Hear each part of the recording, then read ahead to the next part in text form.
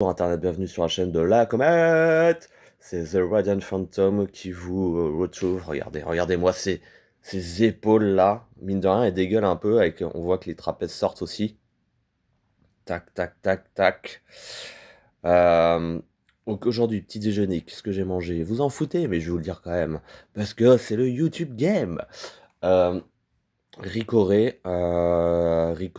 J'étais parti au début sur du café, mais finalement Ricoré. Je me dis, oh, allez, ça change, et puis il y a un peu moins de café. Et ce qui est bien dans la Ricoré, c'est qu'il y a du magnésium et il y a de la fibre aussi. Donc c'est une bonne source de fibre et de magnésium, et ça ressemble au café. Donc vous pouvez le mélanger avec de l'eau ou du lait. Donc moi, personnellement, je vous recommande ça si vous avez envie de changer du café. Par exemple, ça va s'en rapprocher en termes de goût, et voilà. Et sinon, j'ai fait mon gourmand. J'ai acheté du Nutella, un pot un gros pot. Bah, le basique, le moyen, je crois, 500 grammes ou 750 grammes. Et du pain. Du pain, oui, mais messieurs, dames, du pain. Après coup, j'ai vu qu'il y a du pain de campagne. La prochaine fois, je prendrai ça pour redécouvrir un peu du pain rustique. Mais sinon, j'ai pris bah, un truc classique, une baguette tradition, du pain, un espèce de pain assez gros, assez large, mais le fin, enfin, je veux dire, large, mais pas long. Donc du pain levain, un truc comme ça. Et puis voilà, ça refait mon petit déjeuner, tout ça. Donc après, en général, j'accompagne ça. Je prends du magnésium, je prends du zinc, je prends quoi d'autre? Euh, voilà, c'est les seuls compléments alimentaires que je prends, magnésium et zinc. Donc magnésium, comme j'explique, en fait, c'est pour réduire la fatigue, système nerveux et tout. Donc c'est vraiment très très pratique. Et sinon, le zinc, c'est pour aider à digérer aussi. Donc, et je crois que ça intervient sur le foie aussi. Ça a une grosse implication sur le foie. Et c'est important parce qu'en fait, si votre foie fonctionne mal, bah, c'est tout l'ensemble de votre corps qui va être au ralenti ou qui va moins bien fonctionner. Donc c'est pour ça, avec tout ce enfin, dans la vie moderne, on mange beaucoup d'aliments transformés, chimiques et tout. Donc le foie, il prend dans la gueule. Et moi, il a pris dans la gueule les années passées de fêtes, de beuveries et tout. Donc c'est pour ça, maintenant, j'essaie de prendre soin le plus possible de mon foie. Donc zinc. Et qu'est-ce que je veux dire d'autre? Et pareil, quand vous faites un fast-food et tout, ça tire sur le foie, hein. Ça, mine de rien, vu que comment dire, c'est très très calorique, très très riche et tout, ça tire sur le foie. Le chocolat, pareil, je pense que ça tire sur le foie. Enfin voilà, vous avez compris, la santé du foie, on en a qu'un. Foie, on en a qu'un, et donc c'est nos organes, faut y faire attention. Donc ça, c'était un petit déjeuner, voilà, gourmand, mais en général, je suis plutôt sur un petit déjeuner, on va dire, protéiné, style des œufs, 4-5 œufs le matin. 4-5 œufs le matin avec une pomme, un thé ou un café. J'ajoute pas de sucre, rien. Un zeste d'huile d'olive. Bah dis donc. Abdelillah. Un zeste d'huile d'olive. Et, euh, et je rajoute quoi par-dessus? Ça peut m'arriver des fois une petite pincée de sel. Oui, pincée de sel. Et, et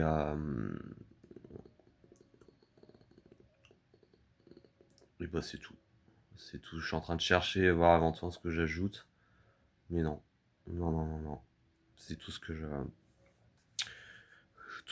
j'ajoute. Donc aujourd'hui, ça va être une séance épaules. Restez attentifs ce dimanche. Je vais la faire en direct live. Donc ça va être une séance épaules. Et, et voilà quoi. Et voilà, je reprends la muscu. Donc Là, il y a 2 trucs qui m'embêtent en ce moment, au niveau des épaules, c'est mes tendinites, elles reviennent. Je sais pas pourquoi en plus. J'ai pas eu l'impression d'avoir forcé plus que ça. C'est vraiment étrange, c'est un peu bizarre des fois. J'ai souvent l'impression qu'elles reviennent quand je fais des gestes saccadés. Genre, c'est un peu comme si, par exemple, vous portez un sac, vous tirez votre sac vers vous, mais vous finissez pas le mouvement et c'est souvent ça qui redéclenche, j'ai l'impression, le truc. Vous prenez une haltère, je sais pas, vous la prenez, mais vous la relâchez subitement. Donc il y a ce mouvement dont on amène l'haltère vers soi et on la relâche. Et en général, ça a plutôt tendance, je crois, ouais, bah, enfin, j'ai jamais fait ça, mais ça serait un peu l'exemple que là j'ai à vous montrer qui pourrait retirer sur mes tendinites, en fait, tout simplement. Ou les refaire, voilà, les refaire sortir. Donc c'est un peu yanche, un peu yanche, un peu yanche. Donc c'est un peu yanche, un peu yanche. Là, la droite, ça va. En vrai, la droite, je sens plus rien. Mais la gauche, je sens qu'il y a un truc. Je sens que j'ai un truc, je sais pas ce que c'est. Bon, ça me dérange pas plus que ça, hein. Ça me fait pas mal, hein. Mes tendinites me font pas mal, hein. Par le passé, j'avais pu avoir un petit peu mal. Un petit peu mal. Et du coup, je faisais super gaffe. Parce que les tendinites aux épaules, bah, ça peut vite être la merde. Donc, pour l'instant, je m'en suis toujours bien sorti. Quand j'avais un peu mal, voire un peu trop, bah, j'arrêtais tout. J'arrêtais tout. Et puis, voilà, hein, je faisais attention à mes mouvements. Des douches, machin, chaudes ou froides. Enfin bref, alternance chaud-froid, en général, ça marche bien. Et voilà, après du repos, de la récup et une bonne alimentation. Et ça repart. C'est comme ça que j'ai soigné mes tendinites.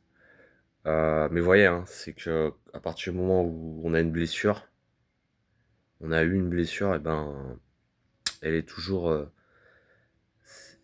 elle est toujours fantomatique, hein, elle est jamais complètement réparée. Ouais, c'est rare, hein, je pense, une blessure d'un sportif qui est réparée à 100%. En général, comment dire, oh, le triceps qui dégueule, c'est cool. En général, attends, je vais y arriver. Bah, on répare, on guérit, mais pas à 100%, quoi. Pas à 100%. Donc c'est pour ça, prenez soin de votre santé, surtout, je dirais, celle de vos épaules et du dos. Parce que bah, les épaules, hein, nous servent dans la vie de tous les jours. Donc c'est pour ça, c'est vachement important. Vachement important. Et là, je vois qu'elle revient un peu la gauche, là, je sais pas pourquoi.